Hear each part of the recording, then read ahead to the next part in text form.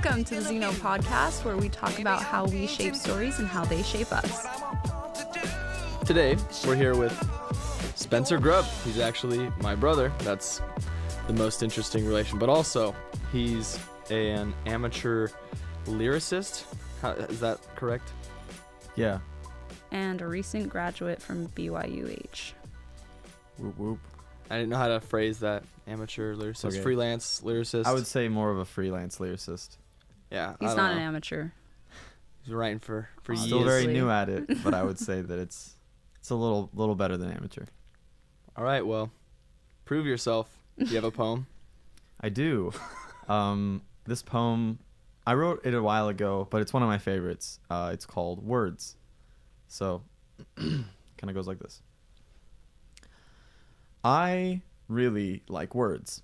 I like compound words. You know, the calm sound words, not the downtown words that get tossed and turned. No, the buzzwords. But I keep it clean because I discuss words. I discuss turds. I don't smell like turds, but I write words often. When I'm sitting bored like a coffin, I'm awful at talking, but at women I'm gawking. So I grab a pen and start writing paragraphs. Majestic as alabaster plaster and immaculate passion I'm passing through my notes in class.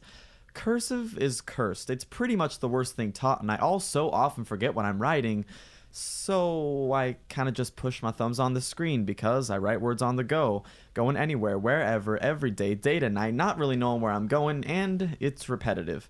But it doesn't matter because if you make the sentence sound sweet, it doesn't matter if it's repetitive. But it doesn't matter because if you make the sentence sound sweet, most people still won't care, and that's okay because I don't care either. I'm writing to put words in the ether, no clear goal, just staying great like a reef. So I guess I'm a reefer. Not referring to drugs because I don't drag on. I'm precise like an ice carving. I'm smooth like ripples, sharp as cold nipples. And you think I'd be less awkward because of how much I write words, but I still get stuck on language. And let me tell you, language is legit. It lets lame, lengthy literature become lyrical. It can lilt lackadaisically on lines or lay down the law. When I scribble down words on petty pages, I populate them with purpose. I use phonics as a furnace, melting supersonic syllables so that something new is discovered. But the thing I think is silly is when someone decides how everyone should sound. It's just despicable. However, I do think you should articulate your thoughts clearly. Otherwise, your ideas become long ramblings that go on and on and on, a Peter Piper, relative, vivacious, sycamore, feline, back and forth until it just sounds like nonsense. It doesn't have to have a meaning, but it shouldn't be de-meaning. Frequently, facets of language frustrate me. I before E, who knew we taught favoritism in English class? And if you can dismember someone, can you member someone? Many mysteries mull around my mental membrane, and this only leads to more questions. Why do we use like all the time? Do we really need to complete our sentences? And don't you think it's funny how we always... And there you go. That's the poem. Woo. Yeah, All right. Snaps. Proved it. Proved it. Count it. That was published in, the 2017 Kulamanu? Yeah, the last one. It won second place in poetry, so thanks Joe Plicka and whoever edited the poetry section. Yeah, I think it was... Oh, wait, was that even the one our year? Yeah, I think it was Dr. Puka. Yeah. It was. Someone. And then, won second place, so. That's very cool. Where did that poem come from? Were you really just like, oh, I really like words, and then it just happened, or? Yeah, so as I started to, get more into music, it was really probably my first couple of semesters here where the idea came from is we had to write a song for one of our music theory projects, and I wrote a song about pop songs and how they're all kind of dumb. And I realized that I liked pop songs and I liked rap music and I liked words, but I didn't have like a super crazy upbringing. I didn't like work 7 jobs to get my mom through college so she could get a better job or something. It was, I don't know. My brain was very, very good at coming up with very quick, very witty verses of things. And so I think I wrote that poem like 2 years ago. And I was just thinking one day, I'm like, yeah, I really like words. And I don't know, that's kind of how I kind of start all my things when I'm writing whatever I'm writing, because again, I don't know, I don't think that, just because a genre of something is one way, if you want to write rap music, don't just write about making money and getting women. It's like, write about what you know.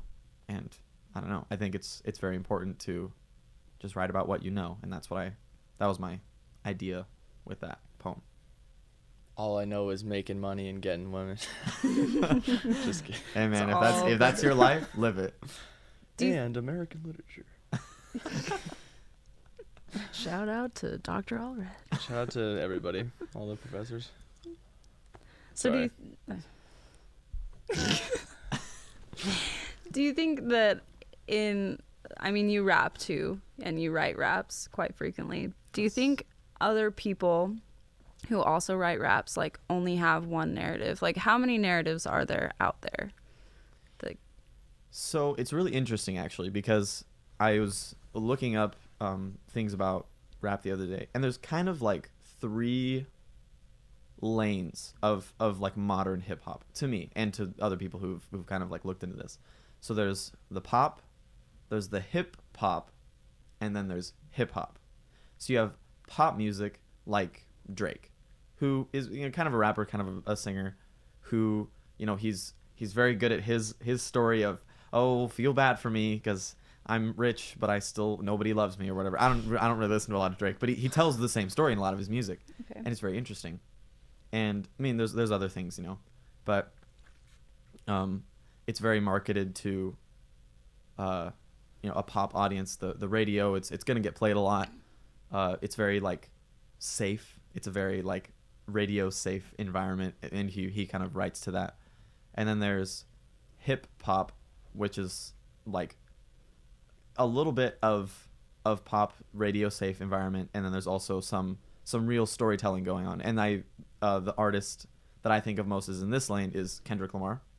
He writes a lot of his truth, what he his whole last album was about him and just kind of what he's about. He talks a lot about growing up, talks a lot about the music industry and kind of how things are going now. And so I'd say like pop music is more for selling records, and once you get more into like hip hop, it's more about telling kind of diverse stories. You're telling your stories, but you have a little bit more freedom when you're not really worried about like writing something someone wants to hear.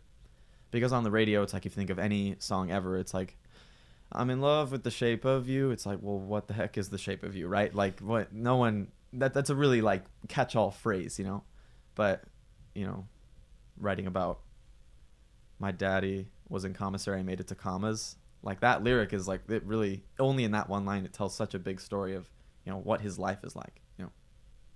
That's a Kendrick Lamar lyric. And then, sorry to just wrap this up, the hip hop kind of side of things in modern rap music is basically all about telling the story, making super weird songs, kind of out there, totally not worried about anybody hearing it. And people I think of when I think of this is like J. Cole and Tyler, the Creator, with their newer stuff. J. Cole had like a gold selling album, and he had no features on it. Like, it was just him.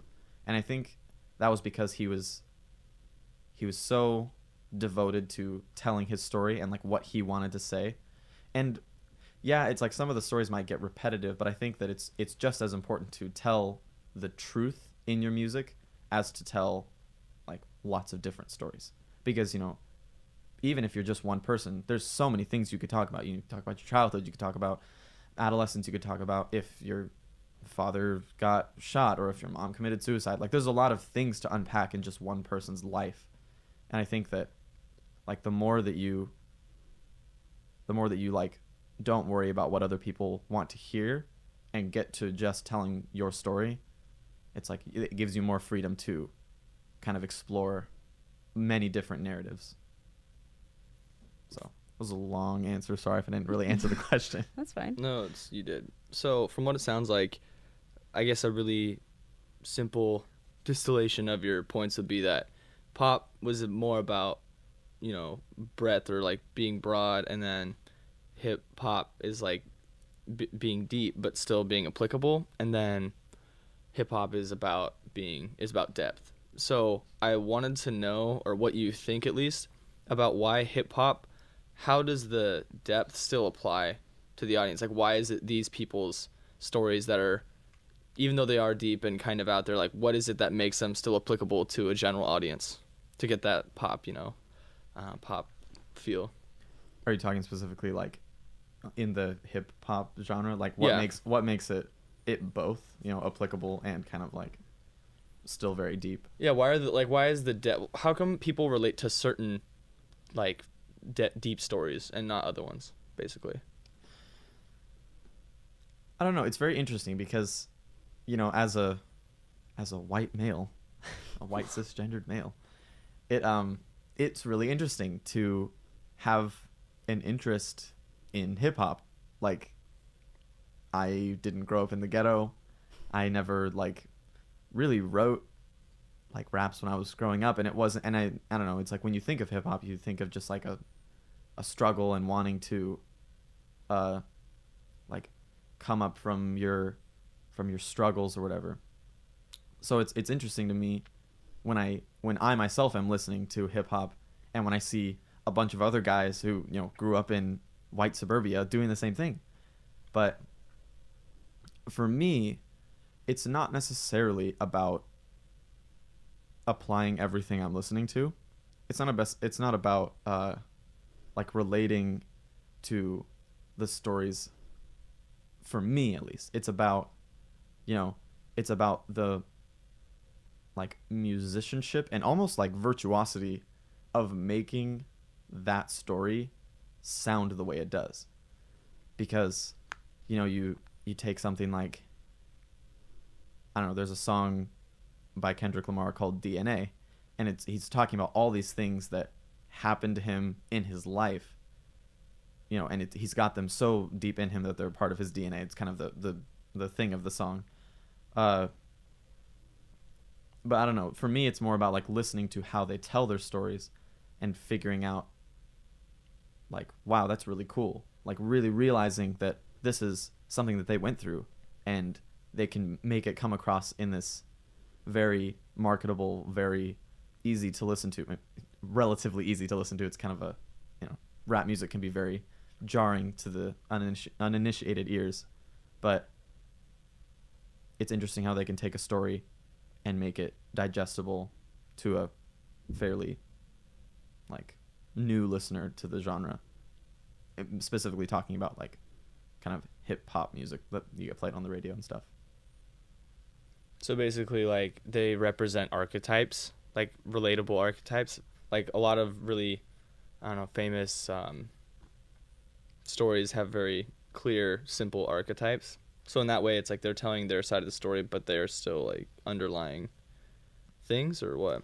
Yeah, I mean, I didn't really get to that point of the question, but when you listen to most rap artists, it's like they often talk about, it's like struggles that they went through, and it's like growing up, I didn't have a great home life, but now I made millions and look at me.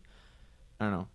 It's like a lot of people can relate to that, because it's like a lot of people think that, it's like they had struggles in their life, and of course you want to overcome those struggles. And so, when you have this kind of inspirational song or message of like getting over your struggles, it's like I think a lot of people can relate to that. And I think, especially now, you have a lot of like modern rap artists, people who aren't necessarily as like inspirational or musical as Kendrick Lamar, talking about like, making money and getting women. It's like I think that if you just like boil it down, it's like a lot of people, yeah, of course they want to be rich, and yeah, of course they want to be surrounded by people who like them. And so I think that, that's a very relatable message that a lot of people are sending out. I don't necessarily think it's the best message to be sending out, but I think that, a lot of people can relate to the more like the very surface level face value messages of songs, whatever they are, overcoming struggles, becoming rich and famous, just like doing your best, putting in the work, a lot of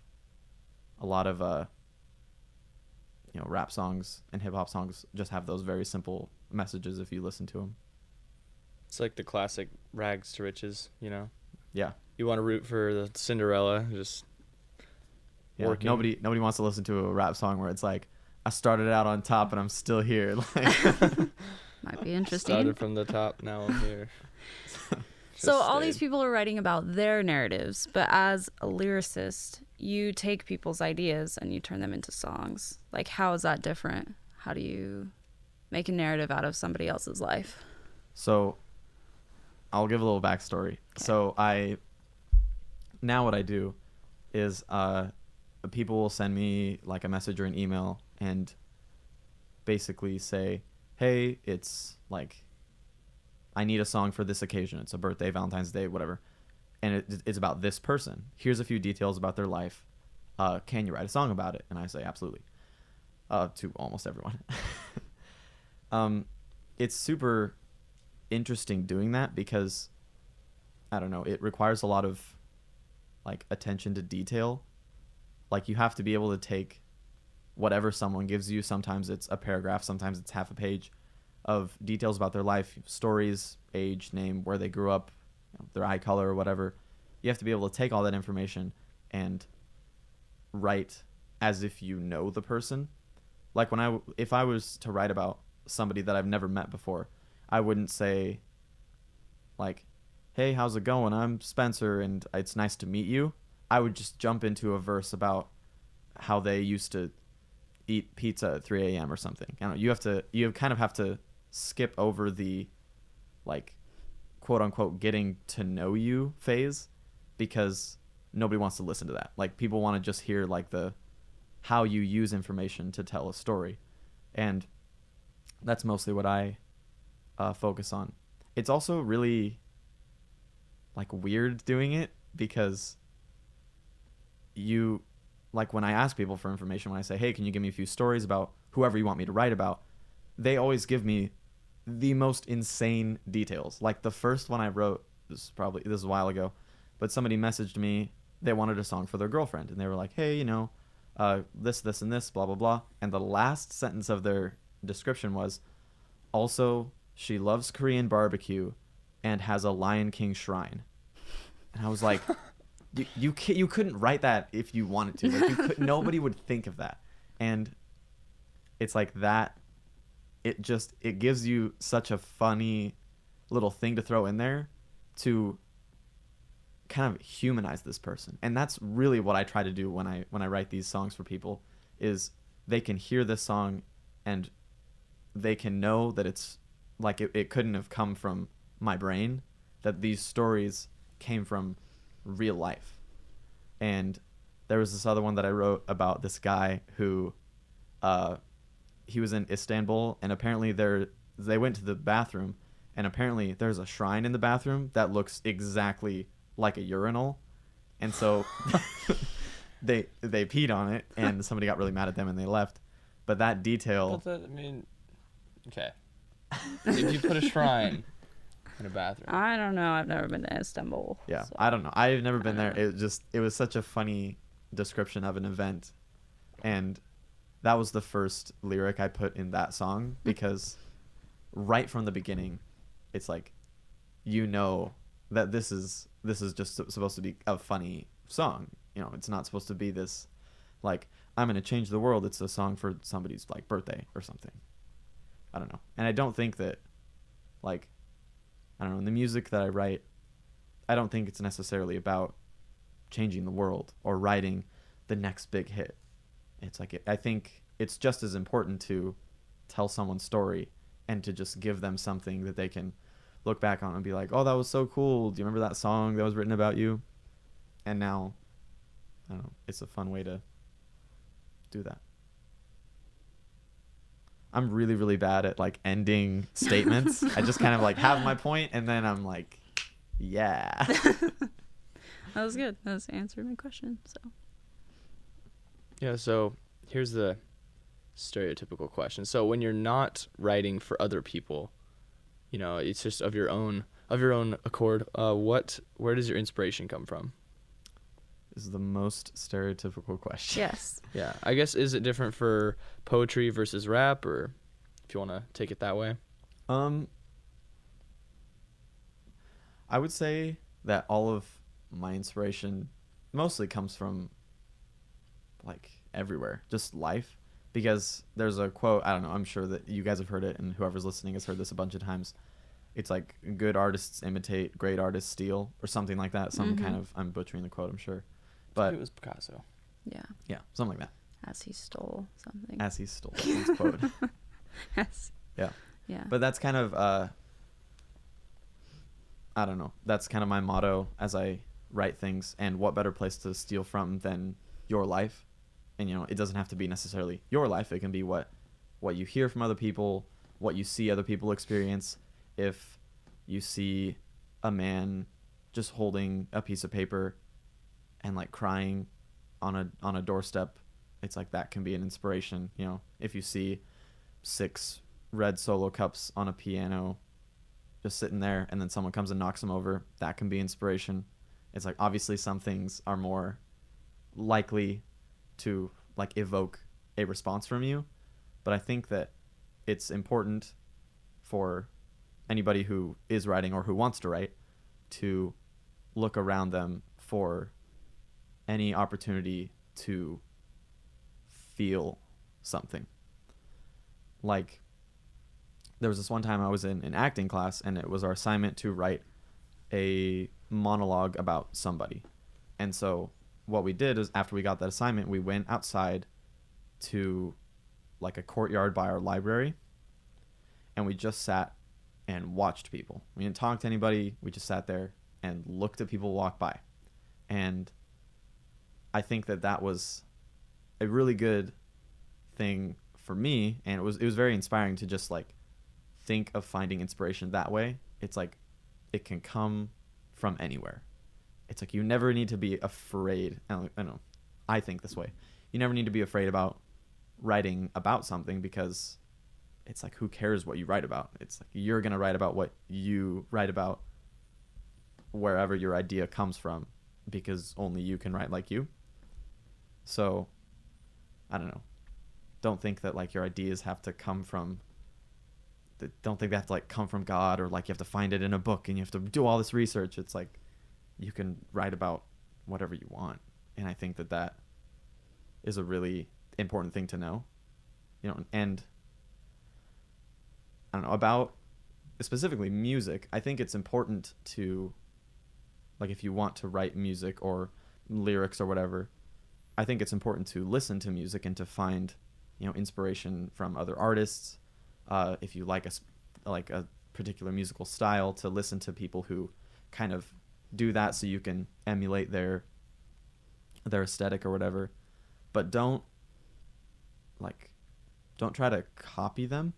It's like, I don't think that your best work will ever come from trying to copy someone else.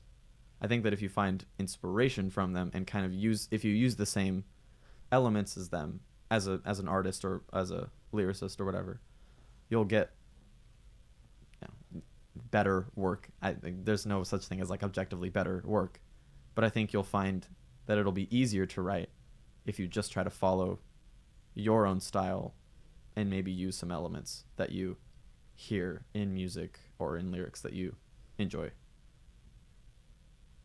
Are there any activities that really get your mind going?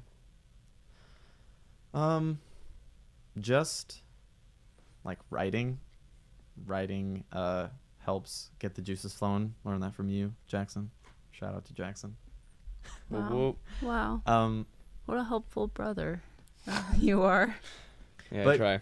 But yeah, just writing, I think, is a very, very good way to get your mind thinking about writing, obviously. And something I like to do, which is kind of silly, when you want to write but don't necessarily have a great idea, or if you have a very, very broad idea, like if you're thinking, I want to write about light bulbs, but you're like, what the heck do I write about light bulbs? I don't know. What I do, if I was to do this, is I would set a timer on my phone for like 5 minutes, and then when I press start on the timer, I start writing and I don't stop writing for 5 minutes. Even if like my hand does not stop moving. Even if you're writing, I don't know what to say. I don't know what to say. I don't know what to say for 6 lines. Eventually, you're going to think of something to say because your hand is tired of writing, I don't know what to say. And I don't know. For me, that it really helps for like really getting an idea started. If you don't know what you want to write at the beginning, maybe you'll find something in the middle. You'll write something really cool. You'll find some kind of inspiration from just doing the action of writing and not stopping. So that's a suggestion I have for anybody who like needs an activity to kind of inspire writing. Another thing I like to do is to just go walking and like observe everything around me, because a lot of the times I know when people go walking, it's just like clear their head or whatever, and I mean it's always nice to just kind of relax and do nothing when you walk, but for me it's like everything, you know, as I've said, everything can be an inspiration. So if you really take time to just go outside and observe life happening, it may, I don't know, help you flesh out an idea that you had, or it may give you a new idea. I don't know. It's just a good place to like incubate ideas, is truly observing life around you and really looking at the details of like, I don't know, if you're looking at a person, it's like, what are they doing with their hands? What color is their hair? It's like, are they looking somewhere? If they're having a conversation with someone, what's their body language? It's like, are they shifting their weight around? I don't know. Just really figuring out how to take elements from life and put it into an idea that you have. Very cool. You know that the always write, that's not original with me. Like, you just stay writing. Like, one of the things that inspired that, you know, was just like the hard work of like the action creates the process or whatever. The action creates the product. Is we were at this concert and there was this artist. I don't remember. It was just some guy, and Spencer and I were there, and he said, "Where are my hustlers at?" You know, he yelled, "Where are my hustlers at?" And I was like, "Oh, whatever." You know, he's just doing his thing, and I started thinking about it, and I was like, the hustlers are not here. They're not at a concert right now. They're putting in the work because they're real hustlers. And that kind of made me, like, it really shifted everything with, like, the things that I do. I'm like, I need to work harder when other people are at the concert being like, where are my hustlers at? And they're like, right here. It's like, nah. No, punching the clock. Real. 80-hour weeks. Oh, geez. All right. There's workaholic. I'm not doing 80-hour weeks, but you know what I mean. Like, I aspire. Yeah. Just never sleep. That was a really funny moment, because I remember we were standing there just like dancing or moving around, and Jackson like stops me and he looks at me and he said, "The hustlers aren't here." And it took me a second because I heard it, cry. and he I know, it's just in like, the middle. he just looked at me. It was really funny. But yeah, in the same way, I was observing my surroundings. He said it, and I started thinking about it, and even that, you know, it's created different ideas in my mind. So anything can be inspiration. Yeah. It'll just come to you when it's time. But yeah, so what are you working on now? I am like always working on stuff that people ask me to write. When people send me an idea for a song or they need a song for somebody, I'm always working on those.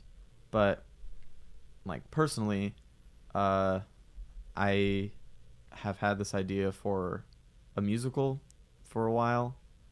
I'll always come back to it every once in a while. It is really hard to write about consistently because, I don't know, a musical is kind of like the mother of all crazy projects to take on in music. You know, a musical or an opera is essentially 2 hours of nonstop music, and so you need to really have a lot of focus and energy and a lot of really deep ideas to write about. But that's something I've been working on for, I don't know, a couple months, and things will just come to me. I'm really kind of a in the moment kind of guy. I have a few things that I will always be working on, but you know, some days I'm sitting there and I'm listening to the rain and I'm like, yeah, let's write about the rain.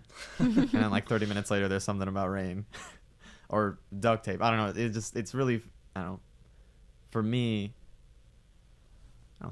things that I like to write about are things that I don't think a lot of other people would write about. I like to write about the minutia of life, just kind of like weird things that happen to you, or you know, you're sitting there looking at a mason jar and then all of a sudden you hear someone yell potatoes and it's like, what was going on in that conversation? You're like, let's write about that. Context. Yeah, just a devil's advocate question, like why do stories about duct tape and things matter? Because I don't know, man, that is a good question. I don't know, for me it's not like I said before, it's not about changing the world. It's not about making a huge difference in everything that you do. I think that, you know, just expressing yourself and having an idea that you like is worthy of a song. And whether people agree with that or not, that's up to them.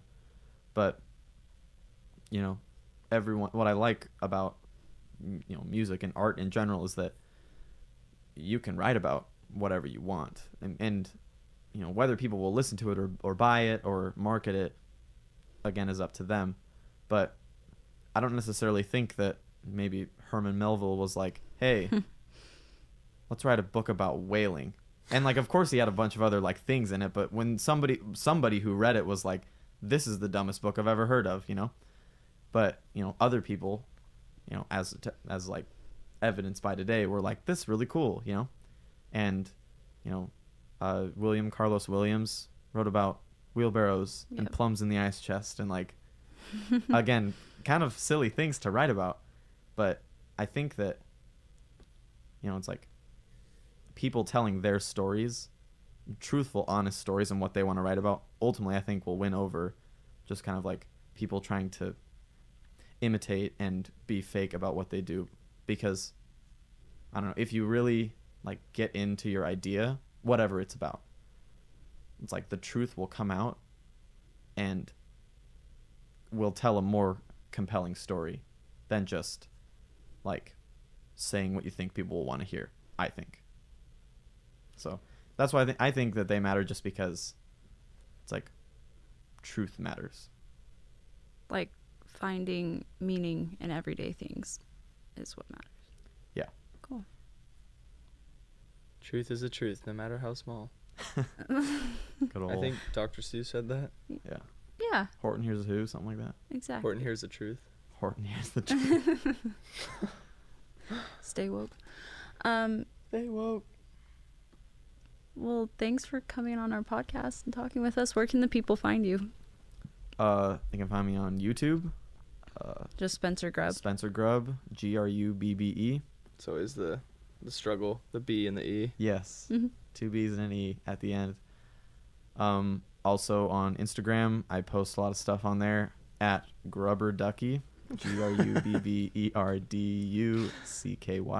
Is there a underscore? There might be in between Grubber and Ducky. Just look up Spencer Grubbe. Something like that, yeah. Search my name on Instagram, you'll find it. Where do people find your freelance stuff? Like if they wanted a birthday rap or something? That is a really good question. Like your email or something? Like what? Actually, yes. If you're ever in need of any lyrics for any reason or music. Like anything. We should probably establish your credibility a little bit more. So, like, what are things that you've written about?